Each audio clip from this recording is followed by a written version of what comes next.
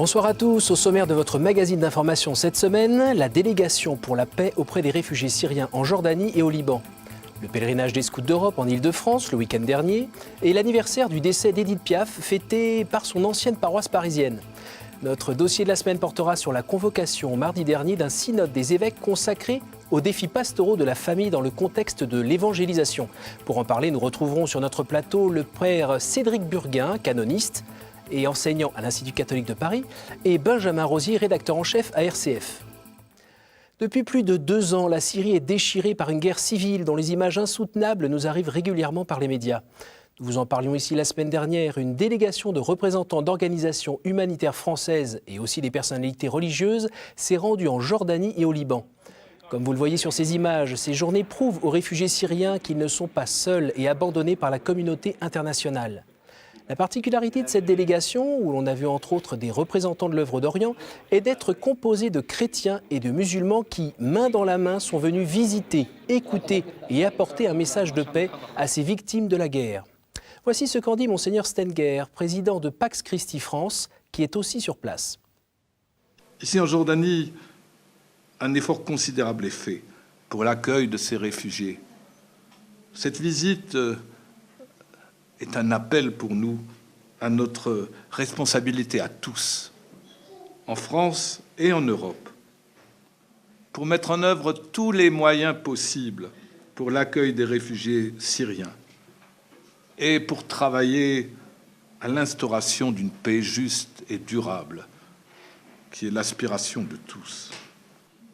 Et ce que nous pouvons dire dès maintenant, c'est que nous nous engageons à être ensemble témoins lorsque nous rentrerons en France de ce que nous avons vu et entendu. Nous écoutions Monseigneur Stenger. Église d'Orient encore avec cette visite de Monseigneur Ramzi Garmou en France le 20 juillet dernier. Cet évêque de Téhéran a été nommé visiteur apostolique pour les églises chaldéennes d'Europe. Après Marseille, Lyon et Nantes, il était à Sarcelles dimanche dernier pour la messe de rentrée de la communauté assyro-chaldéenne. Anne-Claire Huet y était présente, séduite d'entrée par les chants en araméen qui résonnaient dans la nef.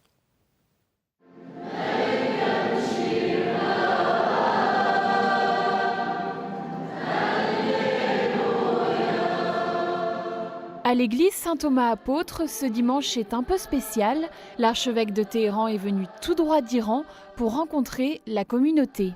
Le but de cette mission, c'est d'aider les Chaldéens qui vivent en Europe, qui sont environ 60 000 dans une dizaine de pays, à approfondir d'abord leur foi chrétienne, à tenir compte de leur identité orientale, et aussi pour témoigner de leur foi dans les pays où ils existent. En France, les Chaldéens sont entre 16 000 et 18 000. La plupart viennent de Turquie et beaucoup se sont implantés à Sarcelles. Pour eux, la venue du visiteur apostolique est une source de joie. Ça nous a fait du bien d'avoir la visite d'un archevêque qui vient de Moyen-Orient surtout, que nous avons des liens parentés avec cette région du monde. Ça nous a fait vraiment du bien, donc on est très content de sa venue ici en France. Car la communauté chaldéenne a un double enracinement, local en étant rattachée à l'évêque de Pontoise, et au-delà, cette église orientale dépend du patriarche Louis-Raphaël Ier qui réside en Irak. Étant né en France, j'ai toujours appartenu aux 2 églises, à l'église latine avec l'évêque de Pontoise et l'église chaldéenne, avec différents évêques qui sont venus nous voir au cours des années. Fière de ses traditions, cette église orientale apporte tout son dynamisme à l'église de France, et si certains souhaiteraient qu'un évêque chaldéen soit nommé, ce n'est pas d'actualité. En bref, le prêtre libanais, le père Mansour Labaki, a été interdit par décret de toute célébration et intervention publique par la Congrégation pour la doctrine de la foi. Il a été reconnu coupable d'abus sexuels. Monseigneur Labaki avait fait appel, mais son ultime recours a été rejeté par Rome. Des nouvelles du Vietnam maintenant, un pays où les communistes sont toujours au pouvoir, ce qui n'empêche pas la communauté catholique de croître, atteignant aujourd'hui 7% de la population. Monseigneur Paul Bui Van Doc vient d'être nommé archevêque coadjuteur de Saigon, le second diocèse du pays par la taille. Vietnam toujours, avec la visite en Europe de la sœur du cardinal Van Thuan. La phase diocésaine du procès en béatification du cardinal s'est close en juillet dernier. De passage à Paris cette semaine, sa sœur Elisabeth nous a confié ce que peut apporter au Vietnam et au monde entier l'exemple de son frère. Pour les chrétiens au Vietnam, c'est toujours une tentation de toujours vivre dans le passé et vivre dans un passé très souffrant et un passé de vengeance. Alors pour lui, la souffrance, c'est la présence du Christ crucifié et c'est comme ça qu'il a combattu toutes les tentations de colère et de vengeance pendant toute sa vie. Dans tous ses écrits, et surtout dans ses lettres pastorales, il a parlé toujours que la première porte qui s'ouvre à l'évangélisation, c'est l'esprit d'amour et d'entente, d'union et de pardon entre tous les enfants de Dieu. Alors ce message de pardon et d'amour est vraiment un message utile pour notre pays et aussi c'est pour le monde parce que la persécution religieuse existe encore. Sans transition, à Paris, mardi dernier, une audition du Conseil constitutionnel a eu lieu. Elle visait à introduire, ou non, une clause de conscience pour les maires et adjoints qui refuseraient d'appliquer la loi sur le mariage des personnes de même sexe. La réponse des sages devrait tomber le 18 octobre, comme l'a appris François-Xavier Mathieu, qui était présent à la sortie de l'audition ce mardi. La liberté de conscience existe dans plusieurs cas, dans notre droit positif, notamment pour l'appelé du contingent qui refuse de porter une arme, pour le médecin qui refuse de procéder à une IVG, pour le chercheur qui refuse de faire des recherches sur l'embryon. Et tous les cas de conscience qui existent en droit français touchent à des questions intimes liées à la vie et à la mort. Et pour les requérants, pour les maires donc du collectif des maires pour l'enfance, la question du mariage entre personnes de même sexe touche également à des questions liées à la vie. Dans l'hypothèse où cette décision reconnaîtrait l'objection de conscience ou dans l'hypothèse où des réserves d'interprétation seraient formulées, j'ai déposé avec une cinquantaine d'autres collègues députés une proposition de loi qui vise à organiser cette objection de conscience. Alors la veille, près des bâtiments du Conseil constitutionnel, les veilleurs s'étaient regroupés pour poursuivre leur réflexion sur le thème « Loi et conscience ». 300 jeunes ont été bloqués par les forces de l'ordre sur la place. Un des participants a été interpellé violemment et ce n'est qu'au bout de 2 heures que le groupe a pu partir. Un groupe s'est rendu au commissariat pour déposer plainte, mais l'accès leur en a été refusé. Au lendemain des faits, le directeur du cabinet du préfet a nié toute volonté d'intimidation. Conscience aussi en éveil au Brésil, où ce 5 octobre, une première marche pour la vie a été organisée dans différentes villes du pays pour prévenir toute velléité politique de légaliser l'avortement. Et puis bonne nouvelle du côté du Parlement européen, ce mardi, une grande majorité des députés s'est élevée contre l'avortement sélectif des fœtus féminins, un fléau qui sévit principalement en Asie. Au nom de l'égalité homme-femme, l'Europe se prononce pour le respect des personnes, même les plus petites. Le scoutisme a le vent en poupe en France, à l'image de ce qui s'est vécu dans les Yvelines le week-end dernier, où près de 4500 scouts d'Europe ont fait leur pèlerinage de rentrée. Une partie du groupe s'est retrouvée à Mantes-la-Jolie. C'est là que les a retrouvés Alexandre Raymond.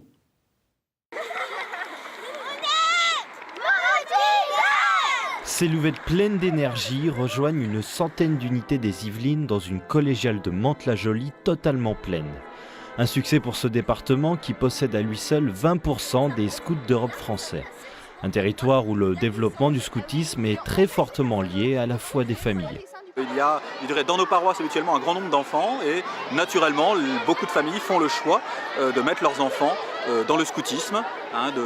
Beaucoup de parents ont été scouts très souvent dans le passé, ils ont eu cette belle expérience et ils décident d'en faire profiter leurs enfants à leur tour. Poussée par les parents, cette jeune génération retrouve une vie rustique et fraternelle, un moment de cohésion mais aussi une coupure spirituelle de plus en plus nécessaire. C'est vrai que c'est assez dur avec une vie d'étudiant de prendre du temps pour soi et du temps avec Dieu, à réfléchir à son croix. Et c'est sûr que la route c'est un bon moment de cassure pour revenir sur ce qu'on fait. Le but c'est de montrer aux jeunes quelles sont ses qualités, ses nombreuses qualités, qu'il apprenne à avoir confiance en lui en prenant le risque de cette expérience dans la nature. Les scouts d'Europe reçoivent chaque année une centaine d'inscriptions pour les Yvelines. Un enthousiasme que connaît l'ensemble des mouvements scouts en France. Nous avons appris aujourd'hui la nomination de Monseigneur Jean-Luc Bouilleret comme nouvel archevêque de Besançon. Ancien évêque d'Amiens, il succède à Monseigneur André Lacrampe, administrateur apostolique depuis sa démission pour raison de santé.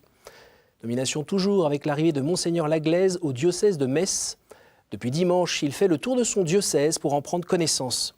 Il s'est rendu entre autres sur la tombe de Robert Schuman, père de l'Europe. Ce matin, il est venu à la rencontre d'une partie de son presbytérium. Plus de 200 prêtres à qui il a notamment demandé de lui faire régulièrement part de ce qui se passe sur le terrain. Coraline Salvoche l'a rencontré à Metz ce matin. Bon, il y a des questions autour de comment mieux être en responsabilité dans les paroisses. Il y a aussi des questions autour de comment alléger aussi la charge. Des questions autour d'un meilleur point assez régulier sur les questions économiques du diocèse. Mais je vous dis, dans les prochaines rencontres et tout, on essaiera de voir pour, d'une part, entendre les questions ou les souhaits, et puis surtout voir comment les réaliser et les mettre en œuvre. Monseigneur Laglaise sera l'invité de Vie des diocèses, diffusé le 25 octobre prochain sur KTO. Les rues de Belleville ont résonné des chants d'Édith Piaf cet après-midi. La môme Piaf a été mise à l'honneur par son ancienne paroisse parisienne de Saint-Jean-Baptiste de Belleville, où l'on fait mémoire aujourd'hui du 50e anniversaire de son décès. Après une marche silencieuse entre le cimetière du Père-Lachaise et l'église, une messe, présidée par Monseigneur de Dinchin, a été célébrée. Une marche, une messe, des écrans géants.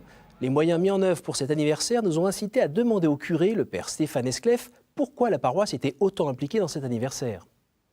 Pour moi, cet événement est important parce que Édith Piaf est une enfant du quartier de Belleville, elle est née ici, et en même temps, j'ai découvert qu'elle a été baptisée dans mon église de Saint-Jean-Baptiste de Belleville le 15 décembre 1917. Donc ça me semblait tout à fait normal qu'au cœur de ces 50 ans qui font mémoire de sa mort, nous ayons un temps de prière pour elle dans notre église avec cette messe présidée par Monseigneur de Dinchin. Comme nous le rappelle le pape François, nous devons toucher les périphéries, nous devons sortir de nos églises pour aller à la périphérie et à rencontrer les gens. Dans cette occasion, à cause de cet événement, beaucoup de gens qui ne viennent pas nécessairement à l'église vont venir dans notre quartier. Et donc c'est une belle manière de leur ouvrir les portes, de les rencontrer et essayer de leur proposer quelque chose ici à Saint-Jean-Baptiste de Belleville. Durant le week-end dernier, tous les jeunes du diocèse de Paris ont été appelés à se rendre visibles dans leur paroisse et à témoigner de ce qu'ils vivent régulièrement. Entre évangélisation de rue, animation sur le parvis, concert de louanges, nuit d'adoration, animation de messe, retour JMJ, les jeunes se sont vraiment bougés dans 22 églises de Paris. L'annonce de la bonne nouvelle qui est au cœur de la semaine missionnaire mondiale organisée par les œuvres pontificales missionnaires. Semaine qui débute dimanche et qui a pour thème « L'Évangile pour tous, j'y crois ». Actuel recteur de la basilique de Fourvière, Monseigneur Le Gall est aussi le nouveau directeur national des OPM. Voici ce qu'il dit de la mission. Je découvre qu'il y a quand même historiquement en France une attention extrêmement importante et perdurable, qui est heureuse, vis-à-vis de la mission en Afrique, alors que les églises en Afrique, la plupart ont déjà fait leur centenaire, vers 150 ans. Et qu'il y a des besoins nouveaux, plus larges, que nous découvrons, nous Français ou nous Européens, vers l'Asie, l'extrême-orient. Et il me semble qu'il y a là quelque chose à quoi il faut peut-être être plus attentif. Et il y a aussi cette dimension d'évangélisation ou de nouvelle évangélisation. C'est-à-dire que le thème de la mission, on pensait toujours au lointain, aller se faire manger par un lion. Bon, ça, c'est l'image d'Épinal, mais donc la mission, c'est l'annonce du Christ. Et on découvre aujourd'hui, on a vraiment découvert maintenant qu'il y a une nouvelle annonce à faire dans nos pays, et avoir cet esprit d'ouverture vis-à-vis de la mission au loin peut-être nous rend plus attentifs et plus fervents pour la mission au plus près. Les médias ont couvert en long et en large et parfois de travers la visite du pape à Assise. Cette journée a été un grand événement pour la famille franciscaine, dont une cinquantaine de communautés différentes est présente à Assise. À la cathédrale Saint-Ruf, là où le Poverello a été baptisé, le pape avait invité des prêtres et des consacrés. François Lespèce était là-bas, aux côtés de 2 franciscaines qui n'oublieront pas cette journée.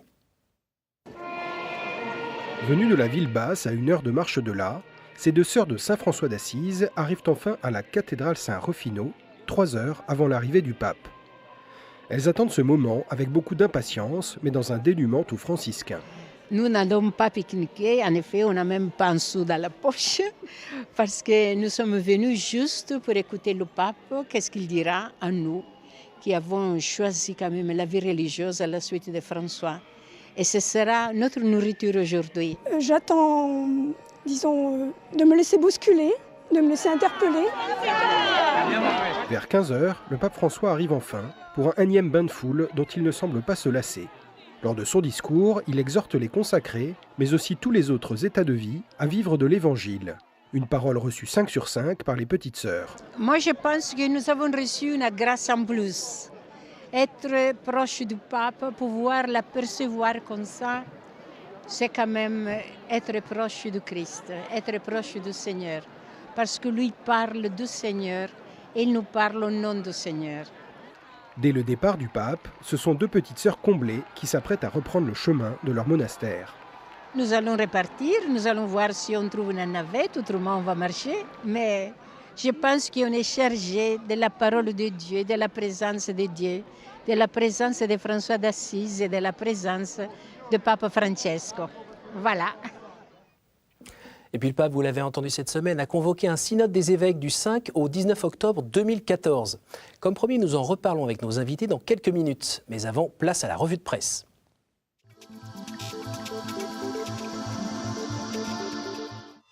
Alors, comme il fallait s'y attendre, cette visite papale fait les unes de vos hebdomadaires catholiques cette semaine.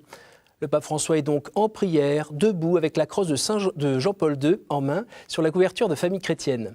Le titre ? La mise en garde du pape contre l'esprit du monde. Dans son éditorial, Aymeric Pourbet relève qu'à nos esprits trop cartésiens, le pape rappelle l'efficacité de la prière. Le magazine La Vie voudrait réveiller ses lecteurs qui ne s'y prendraient pas autrement avec son titre provoquant qui taxe le pape d'anticlérical. Un titre qui invite à ouvrir le magazine pour lire sous la plume de Jean Mercier comment le pape compte en finir avec le cléricalisme, comment il compte révolutionner la gouvernance et réinstaurer la collégialité. Cette semaine, la couverture de Pèlerin porte sur la guerre de 14-18 dont on va bientôt fêter le centenaire. Dans son éditorial, Anne Ponce parle du drame de Lampedusa et appelle à lutter contre la mondialisation de l'indifférence. Pour évoquer Assise, le magazine a choisi de publier une série de photos de cette journée mémorable. Voici venu le temps d'écouter la chronique de Monseigneur Di Falco, une chronique destinée au ministre de l'Éducation, Vincent Peillon, on dirait.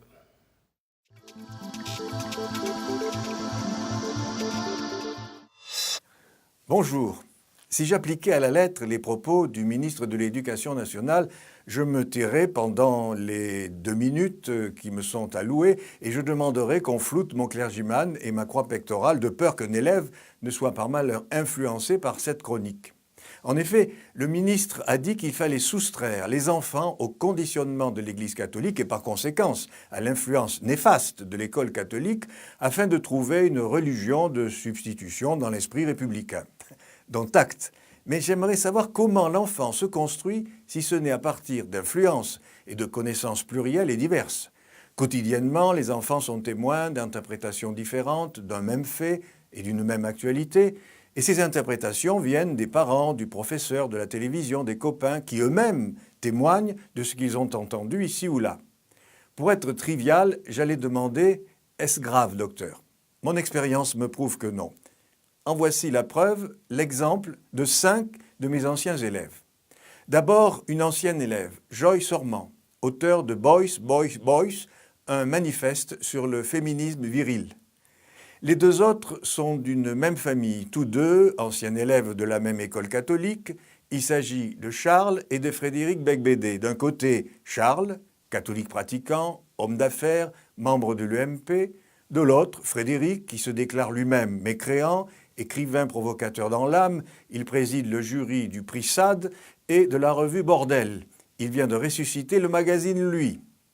2 autres de mes anciens élèves, également sortis des mêmes écoles catholiques. D'un côté, Thomas Legrand, journaliste à France Inter. Je ne crois pas que l'on puisse le qualifier d'homme de droite.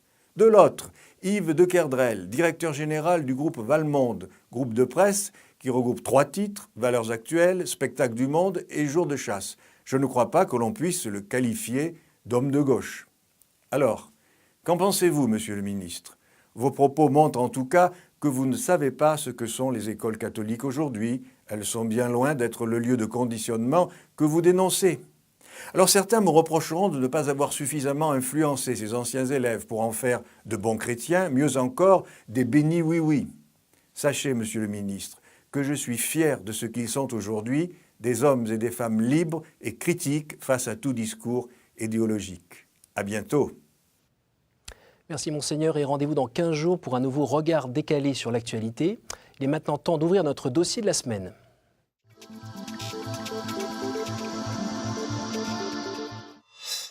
À ma droite, le père Cédric Burguin, canoniste. Bonsoir père. Bonsoir. Vous enseignez à l'Institut catholique de Paris. À ma gauche, Benjamin Rosier, rédacteur en chef à RCF. Bonsoir Benjamin. Bonsoir.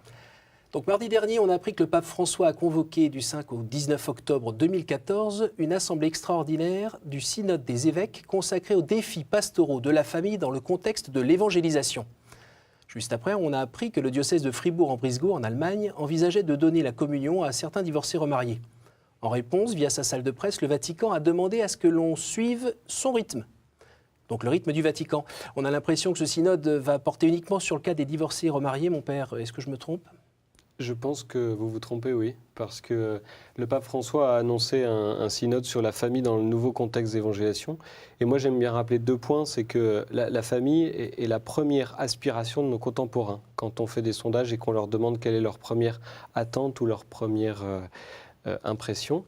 Et en fait, c'est un lieu de grande souffrance.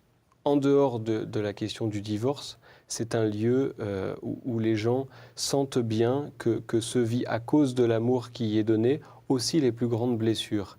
Et comme le pape François l'a rappelé, il veut que l'Église se penche sur cette réalité-là avec un cœur de tendresse, un cœur de miséricorde. Et donc prenons en compte toutes les situations. Il n'y a pas que les divorcés remariés qui souffrent. Oui, mais vous êtes d'accord, Benjamin, que ça a un petit peu créé la confusion, là. Médiatiquement, on a vraiment cru que c'était que sur les divorcés remariés, non ? Oui, alors c'est certain qu'il y a une forte attente relayée par certains évêques sur ces personnes qui sont, comme on dit, aux portes de l'Église, qui souffrent, qui ont une vraie douleur de se sentir mises à l'écart de la communauté chrétienne. Maintenant, il est clair que c'est lié aussi, je pense, à des déclarations du pape François ces derniers mois.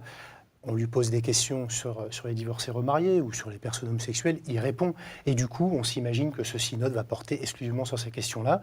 On voit quand même que ça pousse derrière, parce que dès que le pape François permet cette ouverture, en convoquant quand même une assemblée générale extraordinaire du synode, c'est la 3e fois depuis 1965, ça veut dire que c'est important. Tout le monde se dit, ça va être là-dessus. Et on a un diocèse en Allemagne qui voit ça comme un feu vert. Alors on a appris que le monseigneur Zolich, justement là-bas, a dit que c'était un peu pour donner une impulsion et que c'était sorti à son insu, voilà, pour sa décharge. Mais c'est une impulsion provisoire, en fait. Alors entre les changements de société avec les débats autour du mariage, la fragilisation de la cellule familiale, la pastorale familiale ne paraît pas tout à fait adaptée aux défis actuels. Vous l'expliquez comment ? Alors, dire la pastorale familiale, je pense que c'est un peu une expression trop vague. En tout cas, ce qui est vrai, c'est que beaucoup de prêtres, et j'en rencontre beaucoup, parce que aussi je suis juge ecclésiastique pour les nullités de mariage, et donc je suis très sensible à tous ces aspects-là, beaucoup de prêtres s'avouent désarmés face aux nouvelles réalités des jeunes couples qui arrivent de plus en plus tard vers le mariage, en ayant eu 1, 2, 3 concubinages avant. Et donc, comment est-ce que, par exemple, pour prendre une question, comment est-ce qu'on prépare au mariage dans ce contexte ? Quelles connaissances les prêtres ont de toutes les réalités matrimoniales qui existent et comment les diocèses leur proposent des formations pour pouvoir être plus à même à répondre à cette nouvelle donne. Parce qu'il faut bien avouer que depuis 20 ans, les réalités ont changé. Alors il y a eu des petits toilettages quand même dans différents diocèses, il y a eu des réflexions qui ont été faites. Ça suffit pas ? Moi, je pense que ça ne suffit pas. Il faut aller beaucoup plus loin, mais beaucoup le disent. Il y a une réflexion au sein de la conférence des évêques sur l'enjeu de la préparation au mariage. On voit bien qu'aujourd'hui, le diocèse de Nanterre a ouvert des maisons pour accueillir des femmes seules, je crois. Donc, on voit bien aujourd'hui que l'Église se penche sur une réalité qu'elle découvre avec toute la société, il faut bien le dire, on n'est pas les seuls à découvrir qu'il y a de véritables souffrances. Et donc, elle essaye, elle tâtonne, elle va aux périphéries, comme dit le pape François. Et tout ça, ça demande un certain ajustement. On parle des nouveaux défis pastoraux, quels sont-ils ? Les nouveaux défis pastoraux, moi je pense préparer des jeunes au mariage qui n'en ont plus l'exemple. Je suis frappé, moi j'ai préparé un couple récemment au mariage qui m'a dit, vous savez mon père, dans notre entourage, il n'y a pas un mariage qui a tenu. Nos parents, nos grands-parents et tous nos amis sont divorcés, on n'a pas un exemple sous les yeux. Et donc ça c'est une nouvelle donne. Comment est-ce qu'on prépare au mariage des gens qui n'en ont plus eu l'exemple et le bel exemple ? Donc voilà. Benjamin, qu'est-ce que vous en pensez ? Oui, ces nouveaux défis pastoraux, parce qu'il y a le mariage, mais il y a peut-être aussi l'accompagnement pour le deuil ou le catéchisme ou autre? Oui, parce que finalement, on parlait tout à l'heure du synode. Il y a aussi tout l'aspect de transmission de la foi catholique, l'éducation dans la foi catholique des enfants. Et puis vous parliez du deuil, mais c'est aussi l'accompagnement des personnes âgées, avec cette solidarité, comme on dit, intergénérationnelle.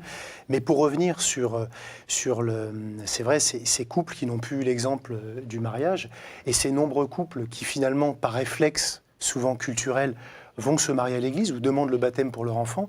Tous ces prêtres sont face à ces situations-là et se demandent comment mener à bien notre mission, comment quand même s'assurer qu'un couple qui se marie va transmettre, va assurer cette éducation dans la foi catholique des enfants, tout en souhaitant accueillir un maximum de monde et laisser les portes de l'église ouvertes, aller aux périphéries comme nous y invite le pape François. Question complexe. Donc il faut investir dans un contexte nouveau, quoi.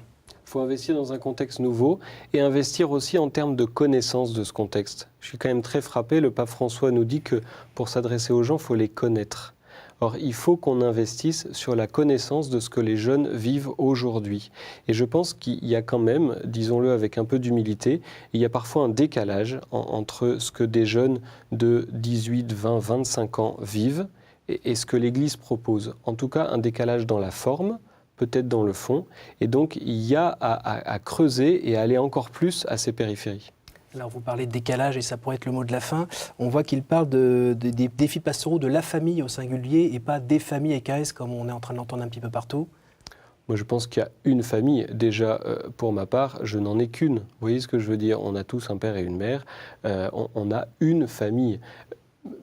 Troubler les gens en disant il y a aujourd'hui des familles, ça rejoint les gens dans leur plus grande souffrance parce qu'encore une fois, ils ont au fond de leur cœur cette aspiration à avoir une famille unie. Et donc je pense qu'on tâcherait mieux de s'attacher là-dessus.